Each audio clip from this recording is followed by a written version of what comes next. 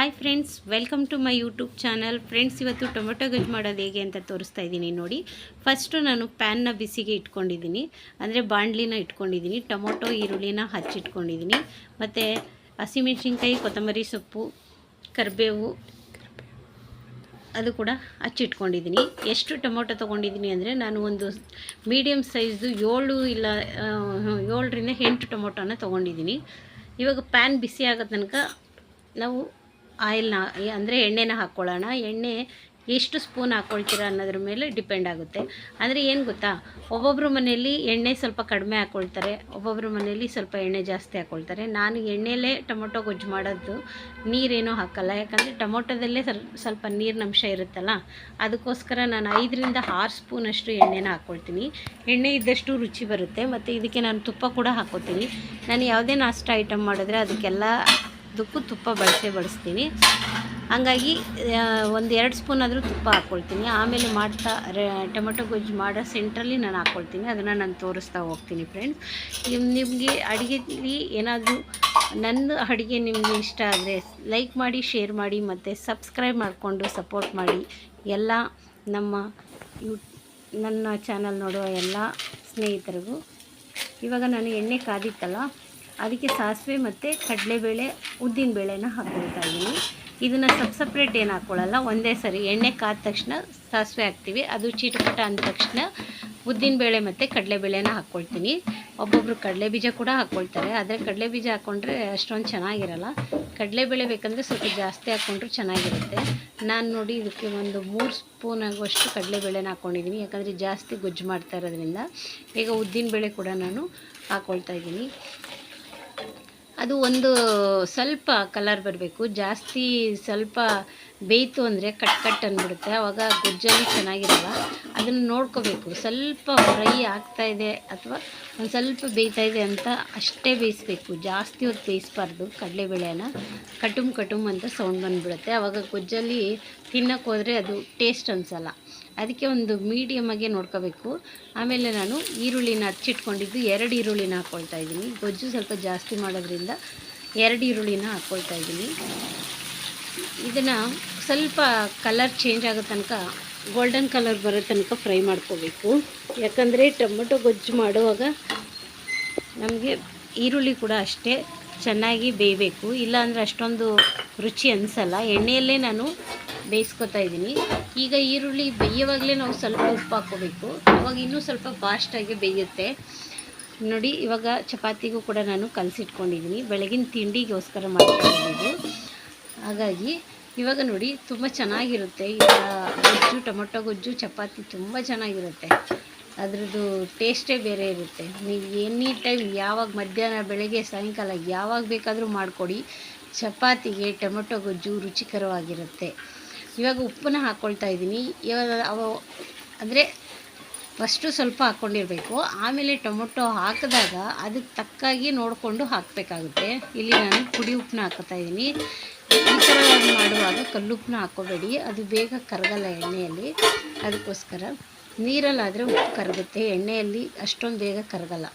ಪುಡಿ ಉಪ್ಪಾದರೆ ಕರಗುತ್ತೆ ನೋಡಿ. ಈ ಥರ ಬೇಯಿಸ್ಕೋಬೇಕು. ನಾನು ಇದನ್ನು ಬೇಯಿಸ್ಕೊಳ್ಳುವಾಗ ಮತ್ತು ಇನ್ನೊಂದು ನಾಷ್ಟಕ್ಕೆ ಪಕ್ಕದಲ್ಲಿ ರೆಡಿ ಮಾಡ್ಕೊಳ್ತಾ ಇದ್ದೆ. ಇವಾಗ ಕರಿಬೇವು ಹಾಕ್ಕೋತಾ ಇದ್ದೀನಿ. ಒಬ್ಬರು ಸಾಸಿವೆ ಆದ ತಕ್ಷಣವೇ ಕರಿಬೇವು ಹಾಕ್ಕೋತಾರೆ, ಹಾಕ್ಕೋಬೋದು. ಇಲ್ಲಾಂದರೆ ಈರುಳ್ಳಿ ಹಾಕ್ದಾಗಲೂ ಕೂಡ ಕರಿಬೇವು ಹಾಕ್ಕೋಬೋದು. ನಾನು ಯಾವಾಗಲೂ ಈರುಳ್ಳಿ ಹಾಕ್ದಾಗ ಹಾಕ್ಕೊಳ್ತೀನಿ, ಯಾಕಂದರೆ ಕರಿಬೇವು ಸಾಸಿವೆ ಹಾಕ್ದಾಗ ಹಾಕ್ಕೊಂಡಾಗ ಅದು ಸ್ವಲ್ಪ ಕಪ್ಪು ಆಗಿಬಿಡುತ್ತೆ, ಅದು ಅಷ್ಟೊಂದು ಟೇಸ್ಟ್ ಅನಿಸಲ್ಲ. ಈ ಥರ ಹಸಿ ಇದ್ದಾಗ ಸ್ವಲ್ಪ ರಸ ಕೂಡ ಚೆನ್ನಾಗಿ ಬರುತ್ತೆ. ಕರಿಬೇವು ಆರೋಗ್ಯಕ್ಕೆ ಒಳ್ಳೆಯದಾಗಿರೋದ್ರಿಂದ ಎಷ್ಟು ಬೆಳೆಸ್ತೀವೋ ಅಷ್ಟು ನೋಡಿ. ನಾನೀಗ 6ರಿಂದ 7 ಟೊಮೊಟೊ, ಅಂದರೆ 7ರಿಂದ 8 ಇರ್ಬೋದು ಅನ್ಕೋತೀನಿ, ಅಷ್ಟು ಮೀಡಿಯಮ್ ಸೈಜ್ದು, ಫುಲ್ಲು ದಪ್ಪ ಇಲ್ಲ. ಇದು ಬಾಣಲಿ ಕೂಡ ಸ್ವಲ್ಪ ದೊಡ್ಡದಾಗಿದೆ, ಅಗಲ ದೊಡ್ಡದಾಗಿದೆ. ಹಾಗಾಗಿ ಇದು ಒಂದು 5 ಜನಕ್ಕಾಗುವಷ್ಟು ಟೊಮೆಟೊ ಗೊಜ್ಜನ್ನ ಮಾಡ್ತಾಯಿದ್ದೀನಿ ನಾನು. 1 6 ಜನನೂ ತಿನ್ಬೋದನಿ ಅಷ್ಟು ಟೊಮೊಟೊನ ಹಾಕ್ಕೊಂಡು ಗೊಜ್ಜನ್ನ ಮಾಡ್ತಾಯಿದ್ದೀವಿ. ಎಣ್ಣೆಯಲ್ಲಿ ಚೆನ್ನಾಗಿ ಬೇಯಬೇಕು. ಬೇಯೋಕ್ಕೆ ಒಂದು 7ರಿಂದ 8 ನಿಮಿಷ ಅಥವಾ 10 ನಿಮಿಷ ಕೂಡ ಬೇಕಾಗುತ್ತೆ. ನಾವು ಮೊದಲೇ ಸಣ್ಣಕ್ಕೆ ಹಚ್ಕೊಂಡಿದ್ದೀವಿ ಅಂದರೆ ಸ್ವಲ್ಪ ಕಡಿಮೆ ಟೈಮ್ ತೊಗೊಳುತ್ತೆ. ಸ್ವಲ್ಪ ದಪ್ಪ ಏನಾದರೂ ಹಚ್ಕೊಂಡು ಬಿಟ್ಟಿದ್ದೀರಾ ಅಂದರೆ ಸ್ವಲ್ಪ ಜಾಸ್ತಿ ಟೈಮ್ ತೊಗೊಳುತ್ತೆ. ಅದಕ್ಕೆ ನಾವೇನು ಮಾಡಬೇಕು, ಹೆಂಗೂ ಅದು ಬೆಂದು ಸಣ್ಣ ಆಗುತ್ತಲ್ವ, ಅದಕ್ಕೆ ಹಚ್ಚುವಾಗಲೇ ಸ್ವಲ್ಪ ಸಣ್ಣಕ್ಕೆ ಹಚ್ಕೊಂಬಿಡಿ, ತುಂಬ ಚೆನ್ನಾಗಿರುತ್ತೆ. ಇವಾಗ ನಾನು ಒಂದು ಪ್ಲೇಟ್ನ ಮುಚ್ಕೊಳ್ತಾ ಇದ್ದೀನಿ, ಸ್ವಲ್ಪ ಬೇಗ ಬೇಯಲಿ ಅಂತ. ಬೆಳಗ್ಗೆ ಟೈಮು ನಾಷ್ಟು ಬೇಗ ರೆಡಿ ಆಗಬೇಕಲ್ಲ, ಅದಕ್ಕೋಸ್ಕರ. ಈಗ ಹಸಿಮೆಣ್ಸಿನ್ಕಾಯಿ ಸ್ವಲ್ಪ, ಅಂದರೆ ನಾನು 2 ಹಸಿಮೆಣ್ಸಿನ್ಕಾಯಿ ಹಾಕ್ಕೊತಾ ಇದ್ದೀನಿ. ಇದಕ್ಕೆ ನಾನು ಸಾಂಬಾರು ಪುಡಿನ ಹಾಕ್ಕೊಳ್ತೀನಿ, ಕೊತ್ತಂಬರಿ ಸ್ವಲ್ಪ ಹಾಕ್ಕೊಳ್ತೀನಿ ಇವಾಗ. ಆಮೇಲೆ ಲಾಸ್ಟಲ್ಲಿ ಕೂಡ ಸ್ವಲ್ಪ ಹಾಕ್ಕೊಳ್ತೀನಿ, ಯಾಕಂದರೆ ಇವಾಗ ಟೇಸ್ಟಿಗೆ ಹಾಕ್ಕೊಂಡು ಅದ್ರ ಜೊತೇಲಿ ಬೇಯಿಸಿದ್ರೆ ಇನ್ನೂ ಸ್ವಲ್ಪ ಟೇಸ್ಟ್ ಅನಿಸುತ್ತೆ. ಮತ್ತು ಲಾಸ್ಟಲ್ಲಿ ಗಾರ್ನಿಷ್ಗೆ ಸ್ವಲ್ಪ, ಅಂದರೆ ಮೇಲೆ ಸುಮ್ಮನೆ ಹಾಕ್ತೀವಲ್ಲ ಆ ಥರ ಉದುರಿಸೋಕ್ಕಂತ ಸ್ವಲ್ಪ ಇಟ್ಕೊಂಡಿರ್ತೀನಿ. ಇದು ನೋಡಿ ಸಾಂಬಾರು ಪುಡಿ ಮನೆಯಲ್ಲೇ ಮಾಡಿರುವಂಥದ್ದು. ಇದನ್ನು ನಾವು ನೋಡ್ಕೊಂಡು ಹಾಕೋಬೇಕು ನಮ್ಗೆ ಎಷ್ಟು ಬೇಕಾಗುತ್ತೆ ಅಂತ. ಒಬ್ಬೊಬ್ಬರು ಟೊಮೊಟೊ ಗೊಜ್ಜಿಗೆ ಸಾಂಬಾರು ಪುಡಿ ಹಾಕಲ್ಲ. ನೀವು ಸಾಂಬಾರು ಪುಡಿ ಹಾಕ್ಬಿಟ್ಟು ಗೊಜ್ಜು ಮಾಡಿ ನೋಡಿ, ಅದ್ರದ್ದು ಟೇಸ್ಟೇ ಬೇರೆ ಇರುತ್ತೆ, ತುಂಬ ರುಚಿಕರವಾಗಿರುತ್ತೆ. ಅದನ್ನು ಬಾಯಲ್ಲಿ ಹೇಳೋದಕ್ಕಿಂತ ಮಾಡಿ ತಿಂತೀರಲ್ಲ ಆವಾಗ ಕೂಡ ಅದ್ರದ್ದು ಟೇಸ್ಟ್ ತುಂಬ ಚೆನ್ನಾಗಿ ಅನಿಸುತ್ತೆ. ಈ ಟೇಸ್ಟ್ ಇದನ್ನು ನೋಡಿ ನನಗೆ ಕಮೆಂಟ್ ಮಾಡಿ. ಯಾರು ಬೇಕಾದರೂ ಮಾಡ್ಕೋಬೋದು ಟೊಮೊಟೊ ಗೊಜ್ಜು, ಆದರೆ ಫಾರಮ್ ಟೊಮೊಟೊ ಆಗಬೇಕು. ಹುಳಿ ಟೊಮೊಟೊ ಆದರೆ ಅದ್ರ ಒಳಗಡೆ ಇರೋ ಬೀಜನ ತೆಗೆದುಬಿಡಿ, ಆವಾಗ ನಿಮಗೆ ಹುಳಿ ಸ್ವಲ್ಪ ಕಡಿಮೆ ಆಗುತ್ತೆ, ಆವಾಗೂ ಮಾಡ್ಕೋಬೋದು. ಆದರೆ ಫಾರಮ್ ಟೊಮೊಟೊದಲ್ಲಿ ಟೊಮೊಟೊ ಗೊಜ್ಜು ಮಾಡೋದ್ರಿಂದ ತುಂಬ ಟೇಸ್ಟ್ ಅನಿಸುತ್ತೆ ಮತ್ತು ರುಚಿನೂ ಜಾಸ್ತಿ ಇರುತ್ತೆ. ಅದಕ್ಕೆ ನೀವು ಆದಷ್ಟು ಫಾರಮ್ ಟೊಮೊಟೊನೇ ಯೂಸ್ ಮಾಡಿ. ಇವಾಗ ಆಲ್ಮೋಸ್ಟ್ 50% ಮೇಲೇ ಅದು ಬೆಂದೋಗಿದೆ, ಅಂದರೆ ಅರ್ಧ ಭಾಗದಷ್ಟು ಟೊಮೊಟೊ ಬೆಂದೋಗ್ಬಿಟ್ಟಿದೆ. ಇನ್ನೊಂದು 5 ನಿಮಿಷ. ಇವಾಗ ನೋಡಿ ನಾನು ತುಪ್ಪನ ಬಳಸ್ತಾ ಇದ್ದೀನಿ. ನಮಗೆ ಮನೇಲಿ ಒಬ್ಬೊಬ್ಬರು ತುಪ್ಪ ಚೆನ್ನಾಗಿ ಇಷ್ಟಪಡ್ತಾರೆ, ಒಬ್ಬೊಬ್ಬರು ತುಪ್ಪ ಚೆನ್ನಾಗಿ ಇಷ್ಟಪಡಲ್ಲ. ಹಾಗಾಗಿ ಅವರು ನೋಡಿಕೊಂಡು ತುಪ್ಪನ ಹಾಕ್ಕೊಳ್ಳಿ. ಟೊಮೆಟೊ ಗೊಜ್ಜಿಗೆ ತುಪ್ಪ ಹಾಕ್ಕೊಂಡ್ರೆ ಚೆನ್ನಾಗಿಲ್ಲ ಅಂತ ಯಾರೂ ಅಂದ್ಕೋಬೇಡಿ, ತುಂಬ ಚೆನ್ನಾಗಿರುತ್ತೆ, ತುಂಬ ರುಚಿಯಾಗಿರುತ್ತೆ. ಅದಕ್ಕೋಸ್ಕರ ಹೇಳ್ತಾ ಇದ್ದೀನಿ. ನಾನು ನಮ್ಮನೇಲಿ ಯಾವಾಗೇ ಟೊಮೊಟೊ ಗೊಜ್ಜು ಮಾಡಿದ್ರೂ ಅದು ಹಾಗೆ ಖಾಲಿ ಆಗುತ್ತೆ, ಅಂದರೆ ಆ ಥರ ಚೆನ್ನಾಗಿರುತ್ತೆ ಚಪಾತಿಗೆ. ಮತ್ತು ಅಕ್ಕಿ ರೊಟ್ಟಿಗೂ ಕೂಡ ಚೆನ್ನಾಗಿರುತ್ತೆ ಟೊಮೊಟೊ ಗೊಜ್ಜು. ಅದನ್ನು ಬೇಕಾದರೆ ನೀವು ಟ್ರೈ ಮಾಡಿ ನೋಡಿ. ನಾನು ದಿನ ಮನೇಲಿ ಮಾಡುವಂಥ ಕೆಲವು ರೆಸಿಪಿಗಳನ್ನ ನಾನು ನಿಮ್ಮ ಹತ್ರ ಶೇರ್ ಮಾಡ್ಕೊತೀನಿ. ಮತ್ತು ಅಷ್ಟೇ ಅಲ್ಲ, ಇವಾಗ ಸ್ವಲ್ಪ ಬೇಯಕ್ಕೆ ಬಿಡೋಣ. ನಾನು ಅಡುಗೆ ಜೊತೆಗೆ ಮನೇಲಿ ಸ್ಟಿಚಿಂಗ್ ಮಾಡ್ತೀನಿ, ಅದರದ್ದು ವಿಡಿಯೋ ಕೂಡ ನಾನು ಹಾಕ್ತೀನಿ. ಯಾವ್ಯಾವ ಥರ ಮನೇಲೇ ಕೂತ್ಕೊಂಡಿರುವಂಥ ಮಹಿಳೆಯರು ಇಂಟ್ರೆಸ್ಟ್ ಇದ್ದರೆ ನನ್ನ ಚಾನಲ್ಗೆ ವಿಸಿಟ್ ಮಾಡಿ. ಕಟ್ಟಿಂಗು ಮತ್ತು ಸ್ಟಿಚಿಂಗ್ ಬಗ್ಗೆ ನಿಮಗೆ ಇನ್ಫಾರ್ಮೇಷನ್ ಸಿಗುತ್ತೆ. ಎಲ್ಲ ಥರದ್ದು stitching, dress, blouse, falls, zigzag ಎಲ್ಲ ಥರದ್ದು ನಾನು ತೋರಿಸ್ತಾ ಹೋಗ್ತೀನಿ ಫ್ರೆಂಡ್ಸ್. ಇವಾಗ ನೋಡಿ ಟೊಮೆಟೊ ಗೊಜ್ಜು ಆಲ್ಮೋಸ್ಟ್ ಆಗ್ತಾಯಿದೆ. ನಿಮಗೆ ಬಾಣಲಿ ನೋಡಿದರೆ ಗೊತ್ತಾಗುತ್ತೆ, ಅಲ್ಲಿ ಬಿಡ್ತಾ ಇದೆ, ಅದು ಎಣ್ಣೆಯಲ್ಲೇ ಬೇಯಿಸಿರೋದ್ರಿಂದ ಆಲ್ಮೋಸ್ಟ್ ಇದು ನಮಗೆ ರೆಡಿ ಆಗ್ತಾಯಿದೆ. ತುಂಬ ರುಚಿಕರವಾಗಿರುತ್ತೆ. ಒಮ್ಮೆ ಟ್ರೈ ಮಾಡಿ ನನಗೆ ಕಮೆಂಟ್ ಮಾಡಿ ಫ್ರೆಂಡ್ಸ್.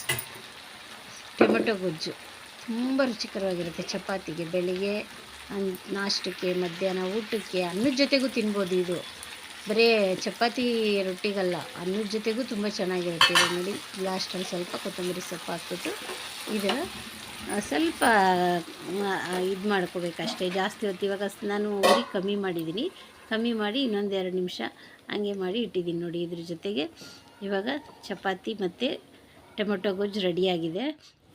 ಇವಾಗ ಇನ್ನೊಂದು ವಿಡಿಯೋ ತೋರಿಸ್ತೀನಿ ನೋಡಿ. ಇದು ಸೌತೆಕಾಯಿ ಪಚ್ಚಡಿ ಅಂತ ಹೇಳ್ತೀವಿ, ಇದು ಉತ್ತರ ಕರ್ನಾಟಕದಲ್ಲಿ ಮಾಡೋದು.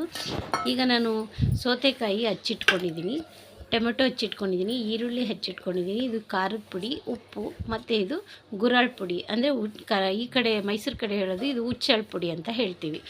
ನಾವು ಉತ್ತರ ಕರ್ನಾಟಕದಲ್ಲಿ ಇದನ್ನು ಗುರಾಳ್ ಪುಡಿ ಅಂತ ಹೇಳ್ತೀವಿ. ಅದನ್ನು ಪುಡಿ ಮಾಡಿ ಇಟ್ಕೊಂಡಿದ್ದೀನಿ ನಾನು. ಇವಾಗ ಸೌತೆಕಾಯಿನ ಹಚ್ಚಿಟ್ಕೊಂಡಿದ್ದೀನಲ್ಲ, ಒಂದು ಪಾತ್ರೆ ತೊಗೊಂಡಿದ್ದೀನಿ. ಇದಕ್ಕೆ ಸಿಂಪಲ್ಲಾಗಿ ಕಲಿಸ್ಕೊಂಡು ಎನಿ ಟೈಮ್ ನಾವು ಮಾಡ್ಕೊಂಡು ತಿನ್ನುವಂಥದ್ದು, ಏನಕ್ಕಾದ್ರೂ ಜೊತೆಗೆ ಸ್ನ್ಯಾಕ್ಸ್ ಥರ ಕೂಡ ತಿನ್ಬೋದು ನೋಡಿ. ಇವಾಗ ಸೌತೆಕಾಯಿನ ಕಟ್ ಮಾಡಿದ್ನಲ್ಲ ಅದನ್ನು, ಮತ್ತು ಈರುಳ್ಳಿ, ತುಂಬ ಈಸಿ ರೆಸಿಪಿ ಇದು, ತಿನ್ನೋಕ್ಕೆ ತುಂಬ ಚೆನ್ನಾಗಿರುತ್ತೆ. ಎಲ್ಲನೂ ಹಾಕ್ಕೊಂಡು ಕಲಸೋದು. ಅದಕ್ಕೆ ಇದಕ್ಕೆ ಮೇಯ್ನ್ ಇಂಗ್ರೀಡಿಯೆಂಟ್ ಏನಂದರೆ ಎಣ್ಣೆನ ಬಿಸಿ ಮಾಡಿ ಇಟ್ಕೋಬೇಕು. ಹಸಿ ಎಣ್ಣೆ ಆದರೆ ಸ್ವಲ್ಪ ಟೇಸ್ಟ್ ಕಮ್ಮಿ ಇರುತ್ತೆ, ಕಾದಿರೋ ಎಣ್ಣೆ ಆದರೆ ತುಂಬ ರುಚಿ ಕೊಡುತ್ತೆ ನೋಡಿ. ಈ ಥರ ಇಟ್ಕೋಬೇಕು. ಇವಾಗ ಸ್ವಲ್ಪ ಖಾರದ ಪುಡಿ, ಮೊದಲು ಹಾಕ್ಕೊಂಡಿದ್ದು ಇವಾಗ ಖಾರದ ಪುಡಿ, ಇವಾಗ ಗುರಾಳ್ ಪುಡಿ, ನಮ್ಗೆ ಎಷ್ಟು ಬೇಕು ಅಷ್ಟನ್ನು ನೋಡ್ಕೋಬೇಕು. ನಾನು 1 ಸ್ಪೂನ್ ಹಾಕ್ಕೊಳ್ತಾ ಇದ್ದೀನಿ. ಇಲ್ಲಿ ನಾನು ಸೌತೆಕಾಯಿ ತೊಗೊಂಡಿರ್ತೀನಲ್ಲ ಅದ್ರ ಮೇಲೆ ನೋಡಿಕೊಂಡು ನಾನು ಈ ಪಚ್ಚಡಿಗೆ ಹಾಕ್ಕೊಳ್ತಾ ಇದ್ದೀನಿ ಖಾರ, ಉಪ್ಪು ಎಲ್ಲನೂ. ನೀವು ಸ್ವಲ್ಪ ನೋಡಿಕೊಂಡು ತಿಂದು ನೋಡಿ ನೀವು ಕಲಿಸ್ಕೊಳ್ಳಿ. ಇದನ್ನೇನು ಒಗ್ಗರಣೆ ಮಾಡೋವಂಥದ್ದು ಏನಿಲ್ಲ. ಈ ಸಲಾಡ್ ಮಾಡ್ತೀವಲ್ಲ ಅದೇ ರೀತಿಯಾಗಿ ಇದನ್ನ ನೋಡಿ, ಈಗ ಎಣ್ಣೆನ ಕಾಯಿಸಿಟ್ಕೊಂಡಿದ್ದೀನಿ ನಾನು. ಸ್ವಲ್ಪ ಬಿಸಿ ಮಾಡಿ ಫಸ್ಟೇ ಇಟ್ಕೊಂಡೆ, ಅದು ಕಾದಿದ್ರೆ ಟೇಸ್ಟ್ ಇರುತ್ತೆ, ಅದಕ್ಕೋಸ್ಕರ ಇವಾಗ ಒಂದು ಸ್ಪೂನಷ್ಟು ಹಾಕ್ಕೊಳ್ತಾ ಇದ್ದೀನಿ, ಜಾಸ್ತಿ ಏನಿಲ್ಲ. ನಾನು ಸೌತೆಕಾಯಿ ಎಷ್ಟು ತೊಗೊಂಡಿರ್ತೀನಲ್ಲ ಅಷ್ಟಕ್ಕೆ ನಾನು ಬಿಸಿ ಮಾಡಿ ಇಟ್ಕೊಂಡಿದ್ದೆ. ಇವಾಗ ಉಪ್ಪು ಮತ್ತು ಸಾಲ್ಟು ಇದೆಲ್ಲ ಚಿಲ್ಲಿ ಪೌಡರು ಎಲ್ಲ ಹಾಕ್ಕೊಂಡಿರ್ತೀವಲ್ಲ, ಇದಕ್ಕೆ ಬೇಕಂದರೆ ಹಸಿಮಿರ್ಚಿಗೆ ಉದ್ದ ಕಟ್ ಮಾಡಿ ಹಾಕ್ಕೋಬೋದು. ಆದರೆ ಸೌತೆಕಾಯಿ ಹಸಿರಿರೋದ್ರಿಂದ ಬಾಯಿಗೆ ಹಂಗೆ ಸಿಕ್ಬಿಡುತ್ತೆ, ಅದಕ್ಕೆ ಯಾರೂ ಹಾಕಲ್ಲ. ನಮ್ಮ ಮನೇಲಿ ಖಾರ ಜಾಸ್ತಿ ಹಾಕ್ಕೊಳ್ತಾರೆ, ಹಾಗಾಗಿ ನಾನು ಚಿಲ್ಲಿ ಪೌಡರ್ನೇ ಹಾಕ್ಕೊಳ್ತಾಯಿದ್ದೀನಿ. ಅದು ಮತ್ತು ಇದಕ್ಕೆ ಸ್ವಲ್ಪ ಕೊತ್ತಂಬರಿ ಸೊಪ್ಪು ಕೂಡ ಹಾಕ್ಕೊಳ್ಳಿ, ಚೆನ್ನಾಗಿರುತ್ತೆ. ನಾನಲ್ಲಿ ಕಟ್ ಮಾಡಿ ಇಟ್ಕೊಂಡಿದ್ದೀನಿ, ಅದನ್ನು ಕೂಡ ಹಾಕ್ಕೊಳ್ತೀನಿ ಲಾಸ್ಟಲ್ಲಿ. ತುಂಬ ಚೆನ್ನಾಗಿ